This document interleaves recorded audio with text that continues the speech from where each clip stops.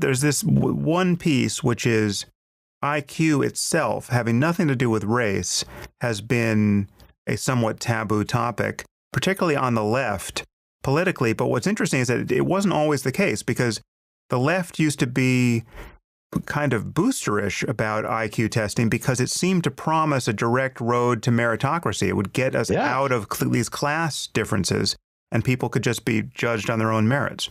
That's why the SAT was invented. The SAT was going to be, and in fact, it did serve this function.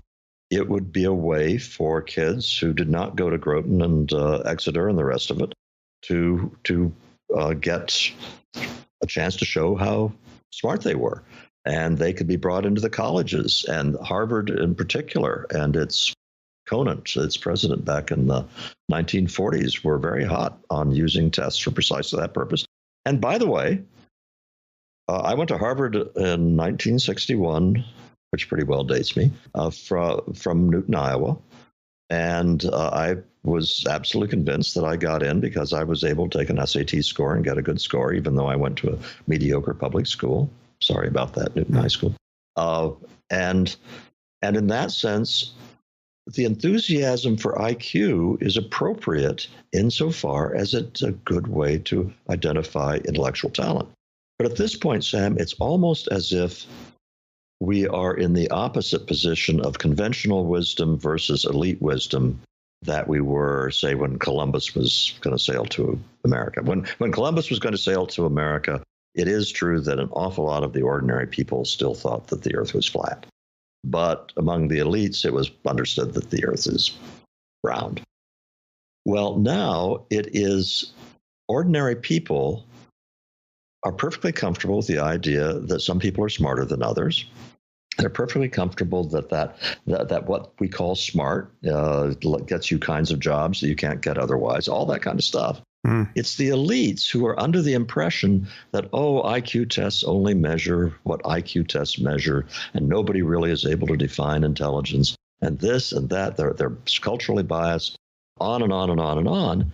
And all of these things are the equivalent of saying the earth is flat. These are not opinions that you can hold in contest with the scientific literature any more than you can be an Aristotelian physicist in contradistinction to a Newtonian physicist. This stuff is not subject to debate anymore. Yeah. But the elite wisdom now in colleges is, and a lot of your listeners are saying that what I'm saying is pseudoscience. It's very frustrating. Yeah, you just referenced two things which I think are widely believed, which are certainly known to be false, and were known to be false at the time you wrote your book, again, more than 20 years ago. And the first claim is that IQ tests simply measure people's ability to take IQ tests. Yeah. That is a shibboleth that is rattling around the brains of certainly many of our listeners. No one in touch with the literature has thought that was true for a generation. And then there's the idea that these tests are well known to be culturally biased, so that you just cannot get valid data on certain groups. And this is something we've never been able to overcome. That also is not the current opinion of psychometricians anywhere. Is that correct? Yeah, and let me describe a little bit why we know those two things. In terms of why we know that IQ tests measure something other than the ability to take IQ tests, it's a matter of predictive validity. And predictive validity means that if you take a population who have IQ scores, and then you take their history on a variety of things of interest, such as income or job productivity or the rest of it, the IQ scores predict this outcome. So they predict income. In terms of employment decisions for job productivity, you are better off if you're an employer and you have only one datum that you can get. You can't have two. You are better off knowing an IQ score than you are having a personal interview, having grades, having degrees, or anything else. The single most informative thing you can have is an IQ score. This is not the result of one or two studies. The predictive validity of IQ tests has been established over and over. Cultural bias, you basically have a couple of ways to test for cultural bias. One of them is there a racial difference in the predictive validity of the tests? So let's say that the SAT were culturally biased. What that says is the SAT doesn't capture this thing called academic ability to succeed in college as well for blacks as it does for whites, or it could just systematically underestimate the ability of blacks relative to whites. And what then will be the result? The result will be that if you let people in who have the lower IQ scores or the lower SAT scores, they'll actually do better than the test score predicted. The test will have underpredicted their performance. That has been tested with an extensive literature. There is absolutely no evidence whatsoever that test scores, whether IQ tests or SAT, underpredict black performance. There is some evidence that they may overpredict black performance, but that raises a whole different set of issues and problematic issues. But the tests are not biased against blacks in terms of predictive validity. The way that most people think about cultural bias, though, is in items that a white upper middle class kid is more likely to know the answer to than a black inner city kid. And the poster child for this was an SAT item that used analogies, and one of them involved the word regatta as part of the answer. And of course, people dumped on that, saying, "Look, who's going to know what regatta means?" Well, there's a very direct way that you can deal with that. You can do item analysis of the tests so that you can, for example, have people simply inspect the items and rate them according to their cultural loading. That would be one approach. And then you can extract those items and see whether test scores converge. Or you can see whether the items that are culturally loaded are harder for black students to answer than they are for white students. And the answer to those questions is no, that the ordering of difficulty of items is the same across races. And that when you have tests that are empty of any cultural loading at all, that it is not that the black-white difference diminishes. It doesn't. Sometimes it gets greater because this is a more complicated statement. There's more complicated literature. But there is some evidence that the culturally loaded items are ones that minority groups do better on than the purely abstract ones. So in other words, when you say the tests are culturally biased, you are not forced to sort of sit back and stare at the ceiling and decide whether they are on the basis of your intuition. There are very systematic ways to interrogate the quality of the test with regard to this. And modern tests pass with flying colors. Now we're getting closer to the rods at the core of the reactor here. Let's talk about the concept of race. It's also widely believed that race is not a valid biological concept. It's a social construct. There are many ways to see this is untrue, but there's a kernel of truth here, which is that it's a biological concept, but it is a blurry one. I mean, it's similar to the way, races can be thought of as analogous to families. In fact, some people have said that a race is essentially just a very large family that is partly inbred. But you can see family resemblance in the races. I mean, it's not an accident that you can generally predict where a person's ancestors came from by just simply looking at his face, right? I mean, there are phenotypic differences between people that have genetic underpinnings, and it's not merely just skin deep. I mean, there are genetic diseases that various racial groups have or are more prone to, Tay-Sachs, sickle cell anemia, and this is just straight biology. And right. Because different racial groups differ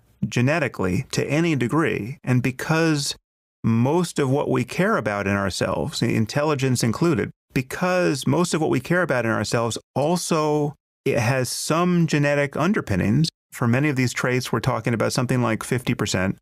It would be very, very surprising if everything we cared about was tuned to the exact same population average in every racial group. I mean, there's just virtually no way that's going to be true. So based purely on biological consideration, we should expect that for any variable, there will be differences in the average, its average level across racial groups that differ genetically to some degree. There's a branch point here in the conversation, which is that one thing that has changed dramatically since the time that Dick and I were working on the bell curve, we published it in 94, which meant we were basically writing it from 1990 up to 94. The thing that has changed most dramatically is now that the genome has been sequenced and so much has been learned since it has been sequenced, the whole discussion of ethnicity/race is being conducted at a much higher level of sophistication. At the time we were working on the bell curve, they would look at blood groups and things like this to try to have something besides phenotypic characteristics, facial characteristics, and skin color. Now, the ability of the geneticist to simply look at variation over 1 million SNPs across populations and do really fascinating cluster analysis. Polygenetic analysis. Yeah. Just the whole conversation about the word populations is what the geneticists like to use now instead of race, and I don't blame them. And I'm happy talking about populations too. That's just being done at a huge level that we never considered. In the bell curve, we simply said, if people call themselves Black or Latino or white, we're going to believe them, and they're going to be our samples. But here's the point going forward in this conversation, Sam, which is the blurriness of race is noise in the signal. The blurriness of race is not going to artificially make it look as if there are genetic differences in IQ. It's going to obscure any such genetic differences in IQ. So in effect, we are looking at a noisy signal, and if you still see patterns in the data that point to the possibility of genetic roles, those signals have survived a lot of contamination. But again, I mean, what we should come back to here is that genes are almost certainly only just part of the story, and there should be very likely an environmental contribution here. And this is something you say in your book many, many times. Let's go back to do the same thing with genes and IQ and race that we did with cultural bias in the tests. And do the tests measure anything except the ability to take tests? We are not helpless to simply say, well, there's still racism existing, so that must be the explanation. There are lots of ways that we can look at patterns in the data and say, well, are these compatible with an exclusively environmental explanation? And I want to stress that last point. Dick and I, our crime in the book was to have a single solitary paragraph that said, after talking about the patterns that I'm about to describe, if we've convinced you that either the environmental or the genetic explanation has won out to the exclusion of the other, we haven't done a good enough job of presenting the evidence for one side or the other. It seems to us highly likely that both genes and the environment have something to do with racial differences. And we went no farther than that.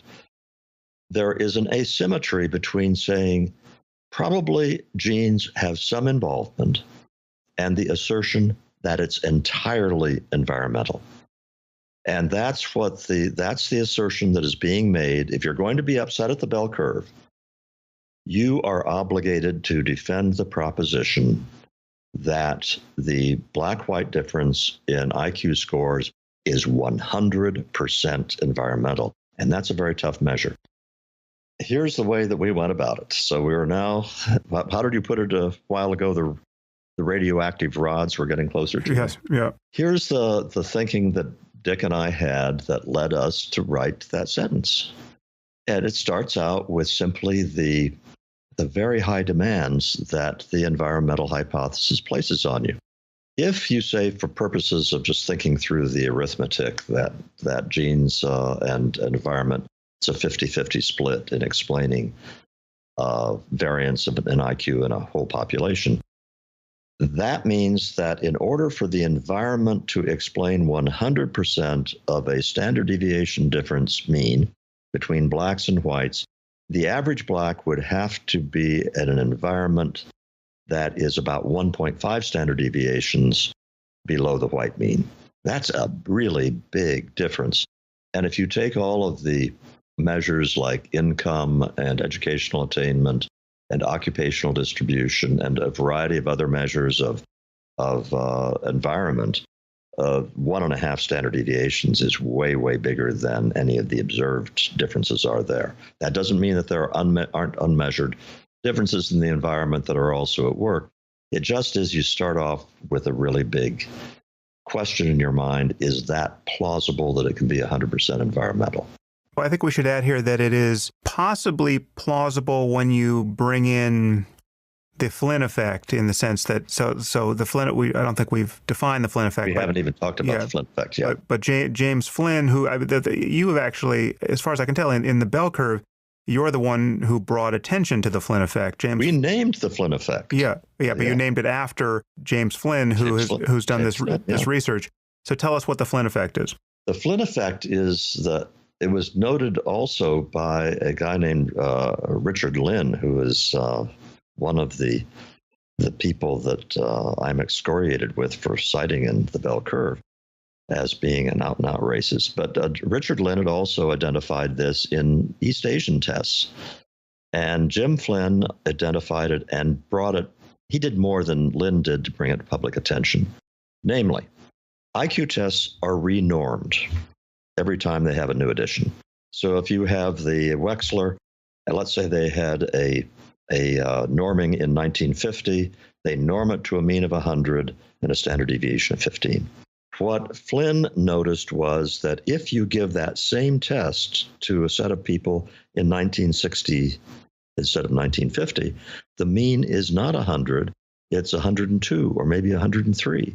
So that over the course of the 10 years, it's that the IQ scores of the population have risen.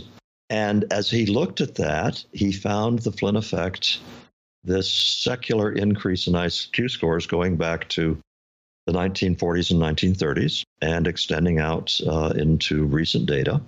And the implications of this have just driven scholars crazy since then, and the causes of it, because there are even after this much time, there's still a lot that's not understood. Is it simply a matter of increasing exposure to things which let you answer IQ questions? An example. One of the kinds of IQ questions is rotating mentally in your mind's eye an object in 3 dimensions and being able to say something about how it looked when you look at it from the other side. Those are items which I think I did very poorly on, by the way. Well, the ability of people to answer that question is going to be different in 1930 when nobody sees routinely objects rotating in 3 dimensions in front of your eyes than in 2017, where every television commercial is having script and other things rotating in 3 dimensions as part of our daily lives. So it could be that kind of simply modernity and sensitization to certain kinds of mental tasks that we weren't sensitized to before. Could it also be an increase in G? Might be. There are some reasons to believe in the analysis of test scores that it could be partly that, but not a lot. That, I think, is probably a fair characterization of the state of knowledge right now. Is improved nutrition a thesis there or not? Improved nutrition could well be a contributor. Improved nutrition does enhance IQ. Although you think you would hit the ceiling long before the better part of a century, because nutrition is probably where it needs to be now. And there's also, by the way, there has been direct analysis of the nature of we're talking very complicated statistics at this point, but the nature of the difference between blacks and whites in IQ scores and the subtests, and the nature of the Flynn effect as analyzed by subtests. And the scholars who did that, who are Dutch scholars, Jelty Wicharts, Wicharts, is the lead author of one of the most important articles in this. Their conclusion is that the nature of the Flynn effect is pretty much divorced from the nature of the black-white difference. But the Flynn effect itself is a fascinating phenomenon, and it's a reminder that we don't know everything there is to know about all this stuff. Right. Well, that's interesting because I have here a quote from Flynn. I don't know when he wrote this or said this, but he says, quote, "An environmental explanation of the racial IQ gap need only posit this, that the average environment for blacks in 1995 matches the quality of the average environment for whites in 1945. I do not find that implausible." End quote. So what you just said seems to close the door to that interpretation of the black-white gap.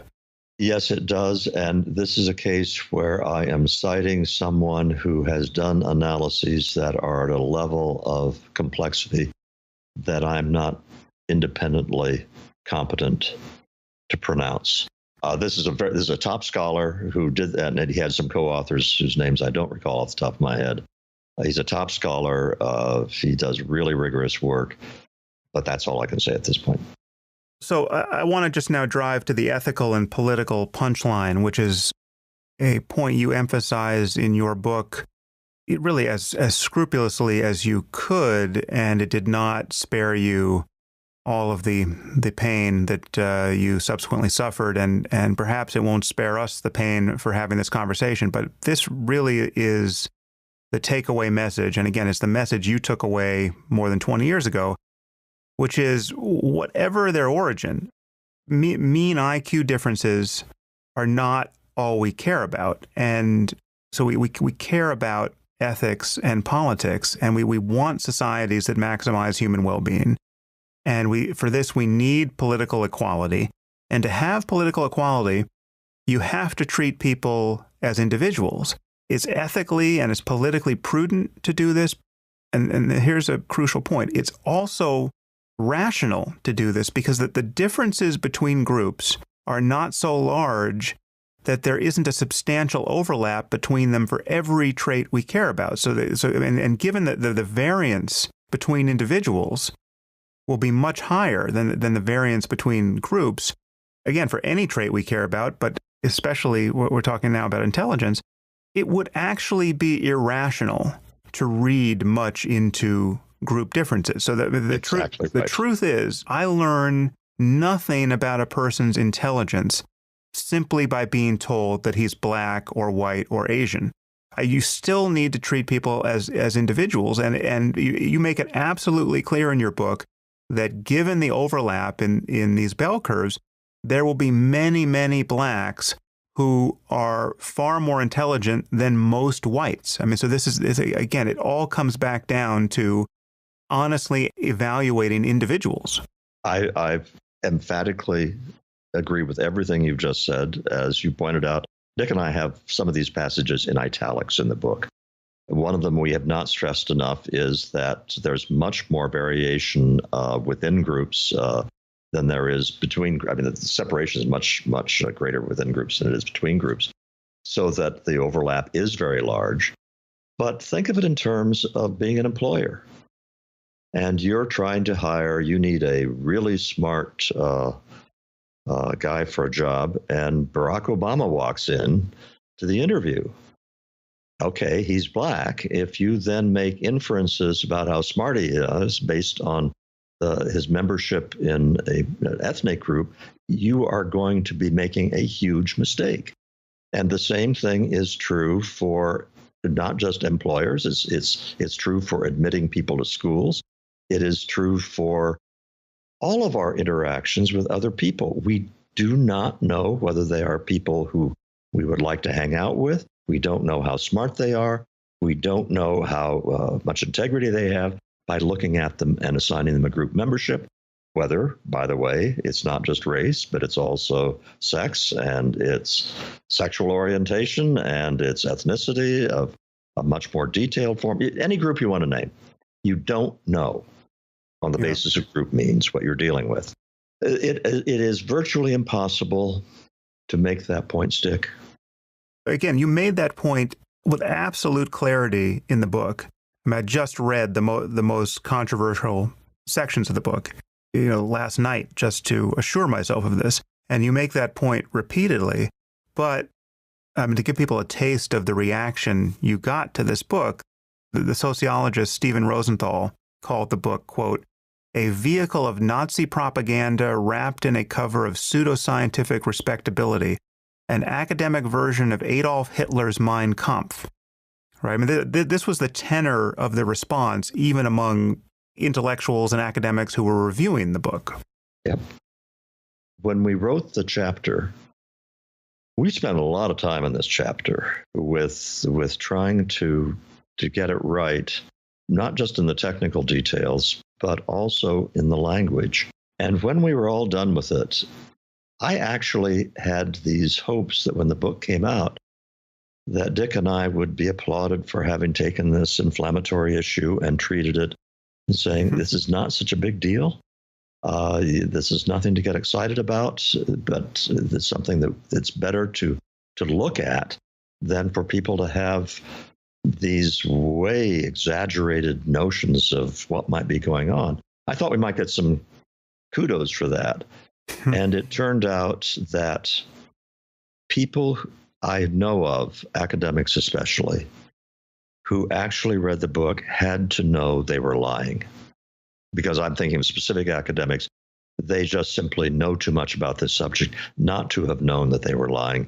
And they lied without any apparent shadow of guilt, because I guess in their own minds, they were doing the Lord's work.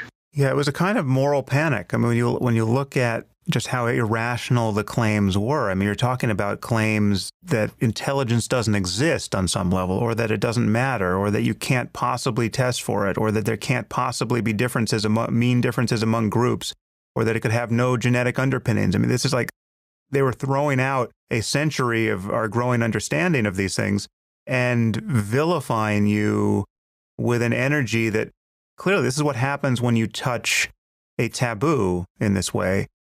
I guess that one thing that must be occurring to our listeners now, and this is my misgiving about having this conversation and going into this area at all, is the question is, why talk about any of this? Why seek data on racial difference at all? What is the purpose of doing this? Because we now have social policy embedded in employment policy, in academic policy, which is based on the premise that everybody's equal above the neck. All groups are equal above the neck, whether it's men and women or whether it's ethnicities. And when you have that embedded into law, you have a variety of bad things happen. Let's go back to the employer who sees Barack Obama walk into the office for a job interview. And I'm saying for him to treat Barack Obama as a member of a group, as opposed to the man sitting across the desk, is idiotic, as well as being immoral. What social policy is doing in an employer's mind when it is a black candidate walking into that office is all sorts of things that are raising the cost of hiring that person to that employer, raising the cost in terms of vulnerability to discrimination lawsuits, vulnerability to a variety of other regulatory penalties, because all at once that person cannot be evaluated on that person's merits and the decision made solely on those merits without incurring risks. Because if you treat all of your employees really equally, if you fire them for exactly the same reasons or refuse to promote them for exactly the same reasons, but those reasons, as all such reasons, don't lend themselves to ironclad proof, you're having to take a chance. But let me give you, there's a whole bunch of other reasons. And now I want to expand it beyond ethnic differences to gender differences. You know, there's a strong argument to be made that my colleague at AEI, Christina Hoff Sommers, has made, that education in recent years has been taken over by essentially an elite wisdom which has feminized education and changed K-12 education in ways which boys don't thrive in and girls do. And the answer to that is not to go back into an old form of education, which was based on how boys learn. Rather, it's important to recognize differences between men and women, boys and girls that exist, to do a good job of educating them. Throughout the way that we conduct our economic and educational lives and a lot of other institutions, the equality premise that all groups of people only have differences in outcomes because of racism or sexism or inappropriate institutions, that assumption has created huge harm. But to take the flip side of that, whether you acknowledge it now or just in the past, at one point there was a place for affirmative action and other coarse attempts to promote diversity. Do you think that was a mistake from the beginning, or do you think it's a mistake now, or how do you think about overcoming the challenge of the lack of diversity and the attendant stratification of society there?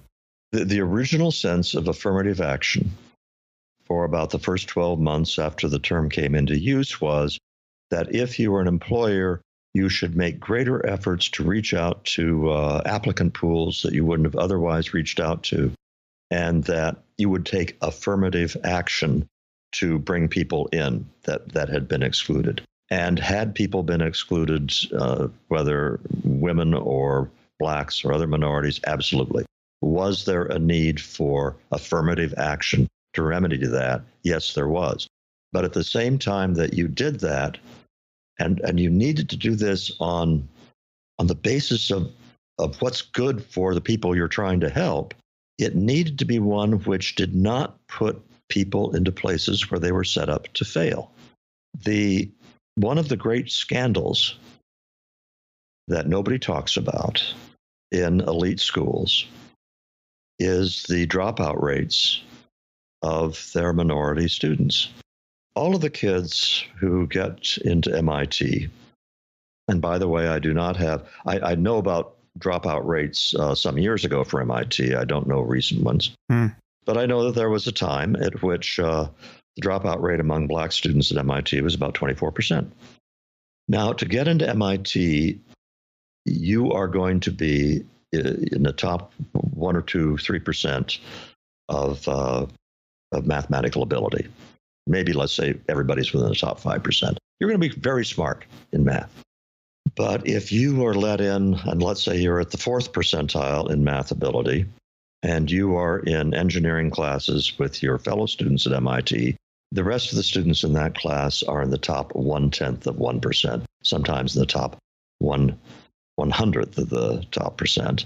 And in that kind of setting, you are the dumbest kid in the class.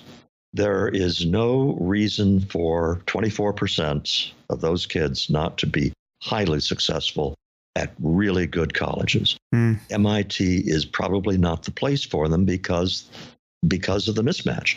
So I feel like some of the numbers came out wrong there. I just want to make sure I'm tracking what you're saying. So you're saying all black kids are really smart, but there's a huge difference between being in the top 0.1% mathematically when you're in an engineering class at MIT and being in the 95th percentile mathematically. Right. That's what I was trying to say. But yes. I would appeal to people who are listening to this who have had that kind of experience, particularly those of you who have been in classes and you know you're pretty smart, but you've been in classes who you also know that the other kids in there are a lot smarter than you are. That can be demoralizing experience. And imagine that's true of every class you go to. By the way, there is a literature that has gone both ways on this issue. And for the first time this afternoon, I will say I am on one side of a contested literature where there are data that can be cited by both sides. There have been books written that said, no, this mismatch does not produce all the bad results that I've just claimed, or even if it does produce some of those, there are other advantages to it. So I want to acknowledge the existence of that alternative argument. Just to come back to my original question here. So the reason why I wanted to have this conversation with you about race and IQ and about the bell curve is I perceive a huge intellectual and moral injustice with respect to how you were treated on this topic, because everything you have said about it has been as judicious and as clear-headed ethically as I would hope it would be. And you were treated like, I mean, you got to attend your own witch burning and have for the last 20 years. So that's why I'm kind of wading into this morass with you. But I'm still conflicted over this issue of why study this topic at all, because it's very easy to see that why anyone would assume that if you're looking in an area that is producing invidious comparisons between races, and you're continuing to look in that area and continuing to be interested in that area, your interest must be motivated to some degree by a kind of morbid and quasi-racist curiosity in just sort of kind of shoring up a notion of difference between white and black in this case.